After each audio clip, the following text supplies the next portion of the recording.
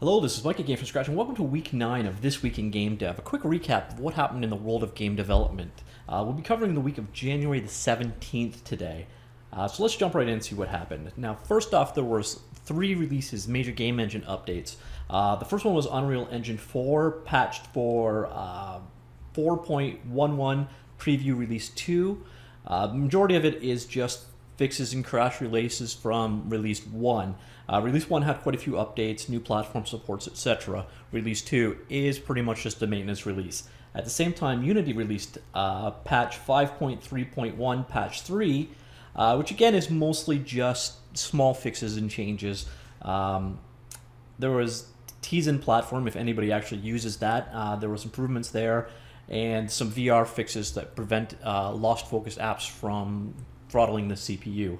And finally, Zenko, which was previously the Paradox 3D engine, did an update as well.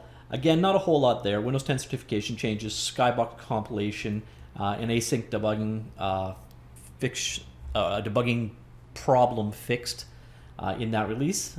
There was a plugin released for the Unity SDK for handling payments by the company Payment Wall. Now, Payment Wall started life in around 2011, I believe it was, as a payment processor for Facebook applications. And then Facebook got into that business themselves and booted them off. So now they're basically a payment processor. So it's a bit like in-app purchases, but instead of using a backend like App Store or Google Pay, the processing is done by Payment Wall. Now, at the same time, this probably will be in violation of both Apple and Google's App Store policy, so you could probably only use this on your standalone applications. So either on an independent store or Windows Desktop, Mac OS, that kind of thing. But if you do need to accept payments and you're not using one of these existing systems, Payment Wall is an option, and they just released a Unity SDK. Next up, following up last week's news of the Oculus Rift and its immense price tag, and the rumors of the PlayStation VR and its immense price tag, this week we've got the HTC Vive is coming up for pre-order. They're saying February 29th. They're going to start taking pre-orders on that, with full-blown shipments coming, I believe, the month after. What was kind of amazing about this article, and it's definitely worth reading, it was from an interview on The Guardian, and they kind of show the extent to which HTC is putting the future behind VR. So before, I thought HTC Vive was pretty much just a side project from them, but it looks like they've been basically betting the company on it.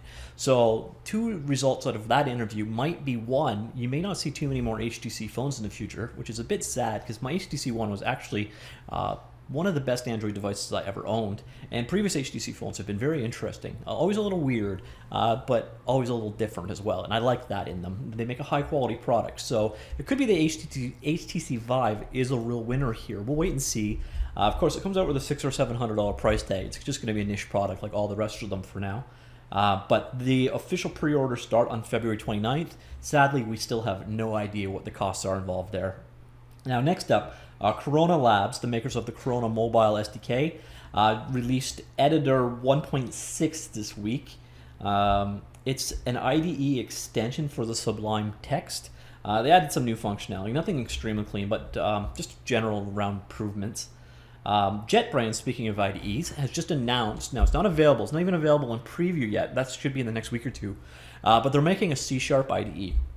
And this is actually one of those things like we've been sort of waiting for, and I think the reason why they haven't released it yet is because one of their major products is ReSharper, which is a plugin that plugs into Visual Studio and gives it really great refactoring ability. So they basically have a product now which is an extension to Visual Studio to make Visual Studio better.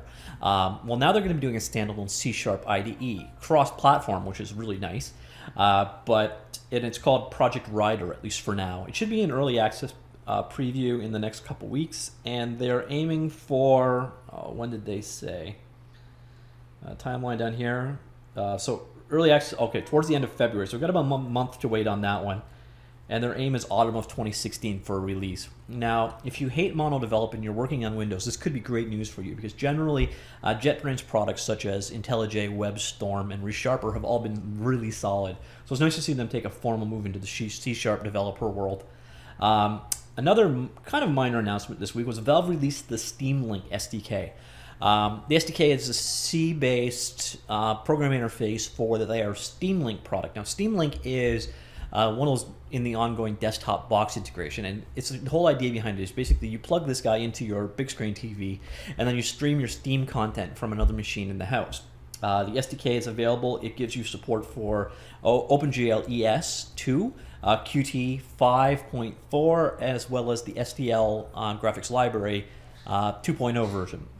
So you're dealing with basically a stripped down, it's an ARM7, 256 megabytes RAM available, 500 megs of usable flash storage, 1 gigahertz device. So it's not a speedy machine, it's running a custom Linux install. And if you want to look at creating apps for it, there is now a formal app SDK available. There's a link on the website to GitHub. Coincidentally, as always, for every week, I will have all of these stories linked down below in the comments if you want more details. And that is it. That was what happened this week in the world of game development. Not the most earth-shattering week, but some pretty solid advancements across the board. Hope you enjoyed that. See you all next week. Bye.